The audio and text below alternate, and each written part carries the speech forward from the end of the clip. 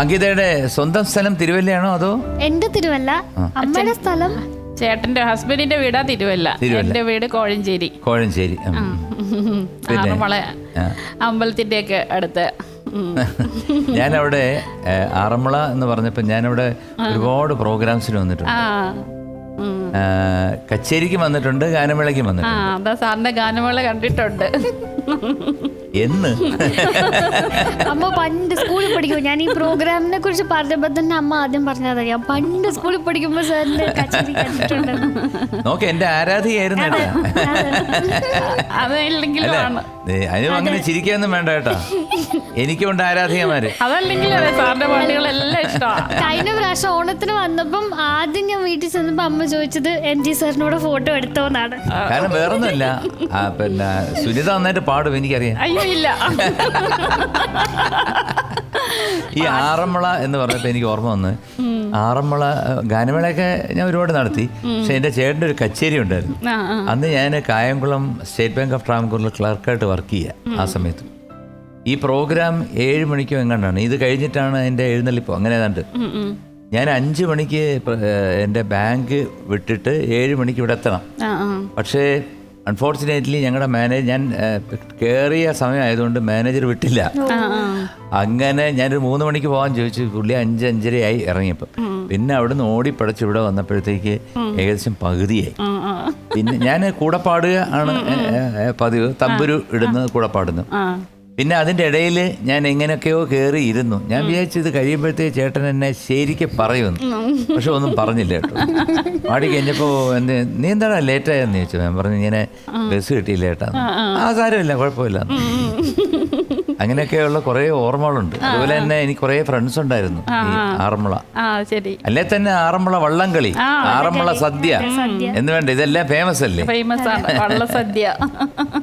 അതെ, സുനിത മോളെ അടുക്കളയിൽ കയറ്റാറില്ല എന്ന് പറഞ്ഞു, ഒരു കംപ്ലൈന്റ് പറഞ്ഞു. ശരിയാണോ? ചെയ്യും, ഇടയ്ക്കൊക്കെ വന്ന് ഹെൽപ്പ് ചെയ്യാറുണ്ട്. പാചകം ഒട്ടും അറിയത്തില്ല, അത് കാരണം ചെയ്ത് കുളമാക്കാതെ നീ അവിടെ വല്ല പോയിരുന്നാ മതി എന്ന് പറഞ്ഞു. അതെന്താ, എന്താണ് അങ്ങനെയല്ല സാർ. അമ്മ എന്നോട് ഒരു ഡയലോഗ് പറഞ്ഞു, അത് ഞാൻ അങ്ങ് സ്വീകരിച്ചു. അമ്മ പറഞ്ഞത്, മോളെ കല്യാണം കഴിഞ്ഞാൽ ഇതൊന്നും ഇതുപോലെ വെറുതെ ഇരിക്കാനൊന്നും പറ്റത്തില്ല, അതുകൊണ്ട് ഇപ്പൊ നീ വെറുതെ ഇരുന്നു. ഞാൻ അതങ്ങ് സ്വീകരിച്ചു. അമ്മ നല്ലതായിട്ട് പാചകം ചെയ്യൂ? അടിപൊളിയാ. ആണോ? ഇത്തിരി കാണാനും ഉണ്ട്. ഈ പാചകം ചെയ്ത് ആർക്കും കൊടുക്കത്തില്ല അല്ലേ? സംശയം ചോദിച്ചാ.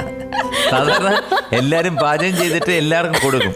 പക്ഷെ സുനിത ഒരു കാര്യം ശപഥം ചെയ്തിട്ടുണ്ട്, ഞാൻ പാചകം ചെയ്യും, നിങ്ങൾ വേണേ പാചകം ചെയ്തോ, അത് ഞാൻ കഴിക്കും. അല്ലേ? അമ്മയ്ക്കും അറിയില്ല എങ്ങനെ ഈ വണ്ണം വെക്കുന്നത്. അമ്മ കുറച്ചേ കഴിക്കാറുള്ളൂ. അതൊക്കെ എന്താന്ന് വെച്ചാൽ ജന്മനാലുള്ളതാ. അതൊരു ഭാഗ്യമായിട്ട് കരുതിയാൽ മതി അല്ലേ? അത് എനിക്ക് പേടിയാണ്, അതുകൊണ്ട് നീ ഒന്നും കഴിക്കാറില്ല. ഞാൻ പറഞ്ഞു നിങ്ങൾക്ക് വ്യക്തമായിട്ട് അറിയാം എന്ന് പറഞ്ഞപ്പോ അമ്മ പിടിച്ചു. എനിക്ക് കത്തിയില്ല. മിനിഞ്ഞാന്ന് ഞങ്ങള് ഒരു സിനിമയ്ക്ക് പോയി, വിക്രം കാണാൻ പോയി. അപ്പൊ അതിനകത്ത് ഞാൻ എല്ലാ സിനിമയും കണ്ടാൽ ഞാൻ അതിനെ ഇങ്ങനെ പോസ്റ്റ്മോർട്ടം ചെയ്യും. കാരണം സ്ക്രിപ്റ്റ് ആയാലും ഡയറക്ഷൻ ആയാലും അങ്ങനെ കുറേ കാര്യങ്ങൾ ഞാൻ പഠിക്കാൻ ശ്രമിക്കും. ഞാൻ എൻ്റെ 2-3 ഫ്രണ്ട്സ് ഉണ്ട്, ഞങ്ങളിങ്ങനെ അതിനെക്കുറിച്ച് ഡിസ്കസ് ചെയ്യും.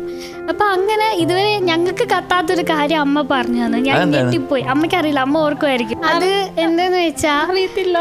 ഞാനിപ്പോൾ പറയാം. അതായത് കമലഹാസനകത്തൊരു ഡയലോഗ് അടിക്കുന്നത്, ഇത് സ്പോയിലറാണ്, സിനിമ കണ്ടിട്ടില്ലെങ്കിൽ ഇത് കേൾക്കരുത്.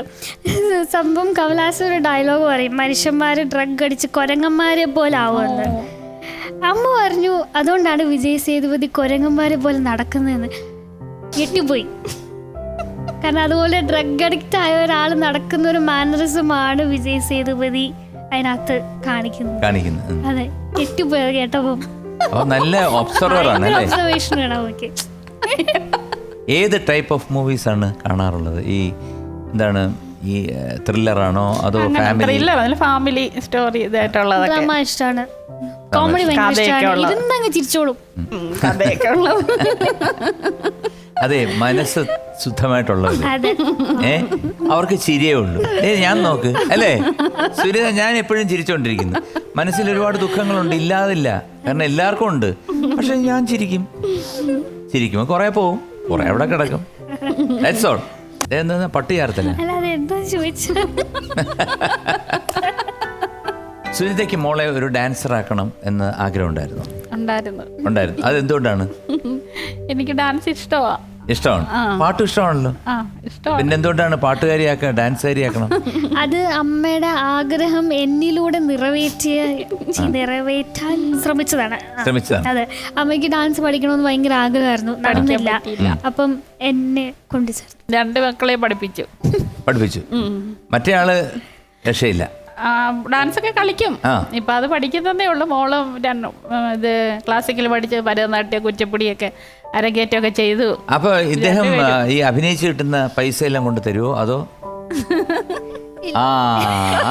കറക്റ്റ് പോയിന്റ് കിടക്കുന്നു. അങ്കിത അഭിനയിച്ച് കിട്ടുന്ന പൈസ അവളുടെ തന്നെ എല്ലാ കാര്യം അവള് ചെയ്തു തരുന്നുണ്ട്. അങ്ങനല്ലല്ലോ. ഞാനൊക്കെ പണ്ടെന്ന് പറഞ്ഞാൽ ഞാൻ പാടി ഉണ്ടാക്കുന്ന പൈസ ഞാൻ എൻ്റെ അമ്മയുടെ അടുത്ത് കൊടുത്തിട്ട് അമ്മ വയ്ക്കും, എന്നിട്ട് അമ്മയുടെ അടുത്തുനിന്ന് ഞാൻ ആവശ്യത്തിന് വാങ്ങിക്കും. അല്ല, ഇപ്പൊ നമ്മളെക്കാട്ടിലെ കുട്ടികൾക്ക് അതൊക്കെ ചെയ്യാനറിയാം. അവരുടെ തന്നെ ഇരിക്കുന്നതാണ് നല്ലത്.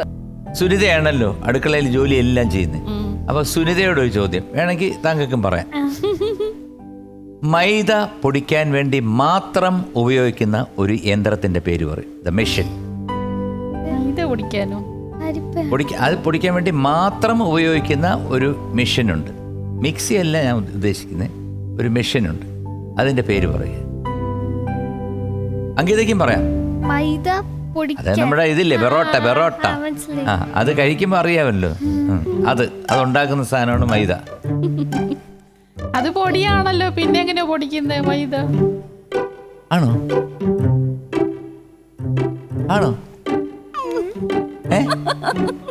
ഉത്തരം ശരിയാണ്. അത് സുനിത ഇങ്ങനെ ഇരുന്നിട്ട് ഒരൊറ്റ തട്ടാണ് കേട്ടോ. കാരണം